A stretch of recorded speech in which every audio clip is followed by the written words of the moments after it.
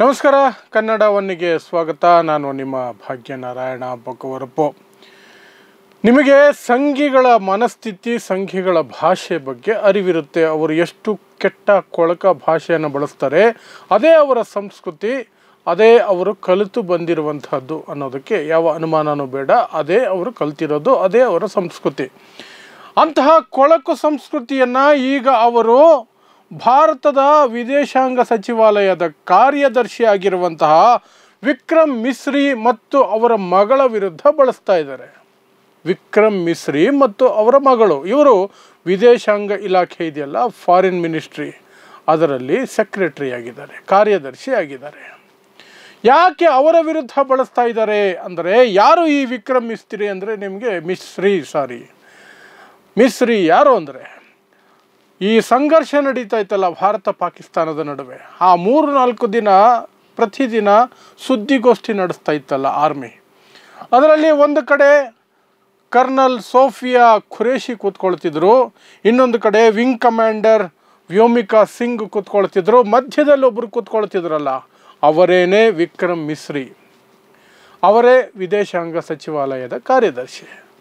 ಯಾಕೆ ಅವರ ವಿರುದ್ಧ? ಯಾಕೆ ಅಂದರೆ, ಮೋದಿಯ ವಿರುದ್ಧ ಇರೋ ಕೋಪನ ಸಂಘಿಗಳು, ಮೋದಿ ಭಕ್ತರು, BJP ಭಕ್ತರು ಪಾಪ ಈ ವಿಕ್ರಮ್ ಮಿಸ್ರಿ ವಿರುದ್ಧ ತೋರಿಸ್ತಾ ಇದ್ದಾರೆ. ಯಾಕೆಂದರೆ ಮೋದಿನ ಬೈಯೋದಕ್ಕೆ ಅವ್ರ ಕೈಲಿ ಆಗಲ್ಲ.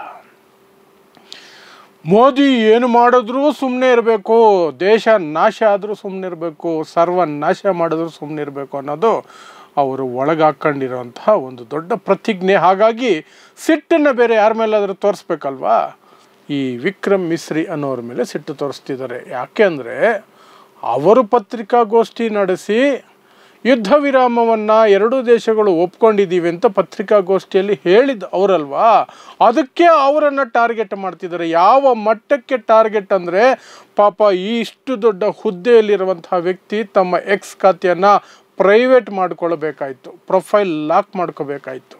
ಅಷ್ಟು ಕೆಟ್ಟ ಕೊಳಕ. ಕೇವಲ ಅವರನ್ನು ಮಾತ್ರ ಅಲ್ಲ, ಅವರ ಮಗಳನ್ನು ಗುರಿಯಾಗಿಸ್ಕೊಂಡು, ಅವರ ಮಗಳ ಹೆಸರು, ಅವರ ಮಗಳ ಫೋಟೋ ಎಲ್ಲವನ್ನು ನಾನು ತೋರಿಸ್ತಾ ಇಲ್ಲ, ಬ್ಲರ್ ಮಾಡಿದ್ದೀವಿ. ತಮ್ನೇಲಲ್ಲೂ ಸಹ ಅವರ ಮಗಳ ಫೋಟೋನ ಬ್ಲರ್ ಮಾಡಿ ಹಾಕಿದ್ದೀವಿ. ಅದು ಬೇಕಾಗಿಲ್ಲ, ಹೆಸರು ಕೂಡ ಬೇಕಾಗಿಲ್ಲ. ಯಾಕಂದರೆ ಯಾರಿಗೆ ಇಲ್ಲಿಯವರೆಗೆ ಅದು ಅವಕಾಶ ಸಿಕ್ಕಿಲ್ವೋ ಅವರು ಸಹ ಶುರು ಹಚ್ಕೊಂಡ್ಬಿಡ್ತಾರೆ ಆ ಒಂದು ಕಂತ್ರಿ ಕೆಲಸನ. ಅದಕ್ಕೆ ಅವಕಾಶ ಮಾಡಿಕೊಡೋದು ಬೇಡ. ಹಾಗಾಗಿ ನಾನು ಅವರ ವಿವರಗಳನ್ನು ಕೊಡಲ್ಲ. ಆದರೆ ಅವರನ್ನು ಯಾಕೆ ಬೈತಿದ್ದಾರೆ, ಅವರನ್ನು ಯಾಕೆ ಈ ಕೆಟ್ಟ ಕೊಳಕ ರೇಪ್ ಮಾಡ್ತೀನಿ ಅಂತ ಹಿಡಿದು ಏನೆಲ್ಲ ಬೈಬೋದು ಅಷ್ಟು ಕೆಟ್ಟದಾಗಿ ಬೈತಾ ಇದ್ದಾರೆ. ಯಾಕೆ ಅಂದರೆ, ಅವರು ವಿಕ್ರಮ್ ಮಿಸ್ರಿ ಮಗಳು ಅನ್ನೋ ಕಾರಣಕ್ಕಲ್ಲ. ಆ ಯುವತಿ ದ ವೈರ್ ಅನ್ನುವಂತಹ ವೆಬ್ಸೈಟ್ಗೆ ಲೇಖನಗಳನ್ನು ಬರೀತಾರೆ. ದ ವೈರ್ ವೆಬ್ಸೈಟನ್ನು 3 ದಿನಗಳ ಹಿಂದೆ ಕೇಂದ್ರ ಸರ್ಕಾರ ತಡೆ ಹಿಡಿದಿತ್ತು, ನಿಷೇಧ ಮಾಡಿತ್ತು. ಆದರೆ ಒಂದೇ ದಿನದಲ್ಲಿ ವಾಪಸ್ಸು ಅದನ್ನು ಬಿಡುಗಡೆ ಮಾಡಿತು. ದೇಶದ ಸುರಕ್ಷತೆ ವಿಚಾರವಾಗಿ ಅಪಾಯಕಾರಿಯಾದಂತಹ ಪ್ರಕಟಣೆಗಳನ್ನು ಅಥವಾ ಸುದ್ದಿಗಳನ್ನು ಪ್ರಕಟಿಸುತ್ತೆ ಆ ವೈರ್ ಅನ್ನುವಂತಹ ಸುದ್ದಿ ಸಂಸ್ಥೆ ಅನ್ನೋದು ಕೇಂದ್ರ ಸರ್ಕಾರದ, ಮೋದಿ ಸರ್ಕಾರದ ವಾದ. ಆದರೆ ವಾಸ್ತವದಲ್ಲಿ ಅದು ಸತ್ಯವನ್ನು ಹೇಳುತ್ತೆ, ಮೋದಿ ಸರ್ಕಾರವನ್ನು ಪ್ರಶ್ನೆ ಮಾಡುತ್ತೆ. ಮೋದಿ ಸರ್ಕಾರನ ಪ್ರಶ್ನೆ ಮಾಡಿದ್ರೆ ಅದು ದೇಶದ್ರೋಹಿ ಚಟುವಟಿಕೆ, ಅಷ್ಟೇನೇನಿಲ್ಲ.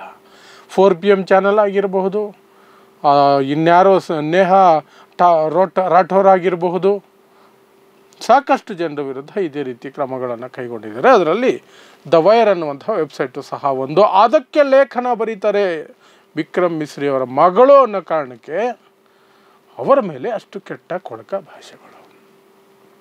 ಇಷ್ಟಕ್ಕೂ ಈ ವಿಕ್ರಮ್ ಮಿಸ್ರಿ ಅವರ ಹಿನ್ನೆಲೆ ಏನು ಗೊತ್ತಾ? ಇವರಿಷ್ಟು ಮೋದಿ ಮೇಲೆ ತೋರಿಸೋದಕ್ಕಿಲ್ಲ ಧೈರ್ಯ ಇವರಿಗೆ, ಪೌರುಷ. ಯಾಕೆಂದರೆ ಮೋದಿ ತಾನೇ ಒಪ್ಕೊಂಡಿದ್ದು ಯುದ್ಧ ವಿರಾಮಕ್ಕೆ. ನೀವು ಮೋದಿನ ಟೀಕೆ ಮಾಡಬೇಕು, ಮೋದಿನ ಪ್ರಶ್ನೆ ಮಾಡಬೇಕು. ಅದಕ್ಕೆ ದಮ್ಮು ತಾಕತ್ತಿಲ್ಲ. ಅಮಾಯಕರು ಯಾರು ಸಿಕ್ಕರೆ ಅವ್ರನ್ನ ಹಿಡ್ಕೊಂಡು ಈ ರೀತಿ ಜಜ್ತೀರಿ. ವಿಕ್ರಮ್ ಮಿಸ್ರಿ ಯಾರು ಗೊತ್ತಾ? ಅವರು IFS officer, Indian foreign services exam, IAS ಥರ IFS ಬರುತ್ತೆ. ಅದನ್ನು ಪಾಸ್ ಮಾಡಿದವರು 1989ರಲ್ಲಿ. ಸಾಕಷ್ಟು ದೇಶಗಳಲ್ಲಿ ಭಾರತದ ಹೈಕಮಿಷನರ್ ಆಗಿ ಕೆಲಸ ಮಾಡಿದ್ದಾರೆ. 3 ಪ್ರಧಾನಮಂತ್ರಿಗಳಿಗೆ ಪ್ರೈವೇಟ್ ಸೆಕ್ರೆಟರಿಯಾಗಿ ಕೆಲಸ ಮಾಡಿದ್ದಾರೆ.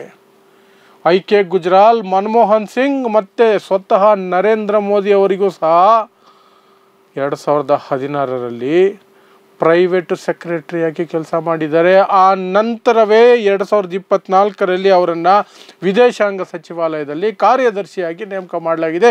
ಅವರ ಹುದ್ದೆಯನ್ನು, ಅವರ ಜವಾಬ್ದಾರಿಯನ್ನು, ಅವರ ಕರ್ತವ್ಯವನ್ನು ಅವರು ಮಾಡ್ತಿದ್ದಾರೆ.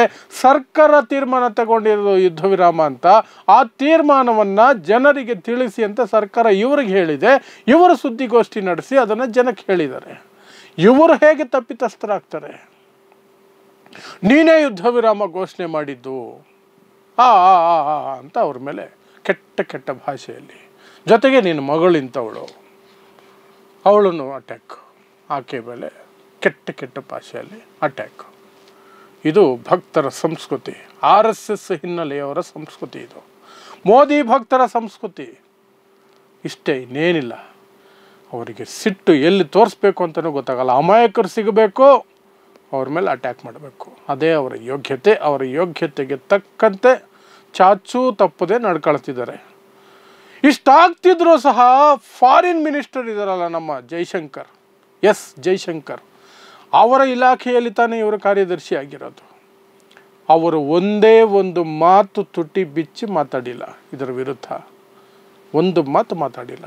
ಕಾಂಗ್ರೆಸ್ನವ್ರು ಮಾತಾಡ್ತಿದ್ದಾರೆ, ವಿರೋಧ ಪಕ್ಷದ ಬೇರೆ ಪಕ್ಷದವ್ರು ಮಾತಾಡ್ತಿದ್ದಾರೆ, ಇದು ಸರಿಯಲ್ಲ ಇದು ಅಂತ.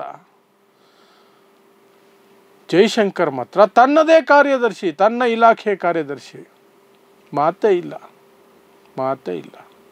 BJPಯ ಒಬ್ಬ ಮಂತ್ರಿ, ಒಬ್ಬ ನಾಯಕ ಇದರ ವಿರುದ್ಧ ಮಾತೇ ಇಲ್ಲ. ನರೇಂದ್ರ ಮೋದಿ ಇದರ ವಿರುದ್ಧ ಮಾತೇ ಇಲ್ಲ. ಸೈಲೆನ್ಸ್. ಯಾಕೆಂದರೆ ಇವರು ಭಕ್ತರು, ಬೈತಾ ಇರೋದೆಲ್ಲ ಇವರು ಭಕ್ತರು. ಅದು ನಿಲ್ಸಪ್ಪ ಅಂದ್ಬಿಟ್ರೆ ತಿರುಗಿಸಿ ಇವ್ರಿಗೆ ಬೈತಾರೆ ಅನ್ನೋ ಭಯ ಇವರಿಗೆ. ಯಾಕಂದರೆ ಭಕ್ತರೆಲ್ಲ ಈಗ ಚೈನ್ ಬಿಚ್ಚಿರುವಂಥ ಹುಚ್ಚನಾಯಿಗಳ ಥರ ಆಗಿಬಿಟ್ಟಿದ್ದಾರೆ.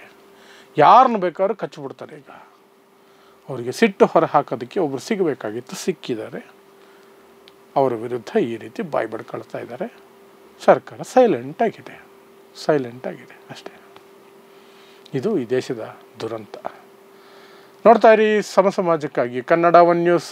ನಮಸ್ಕಾರ.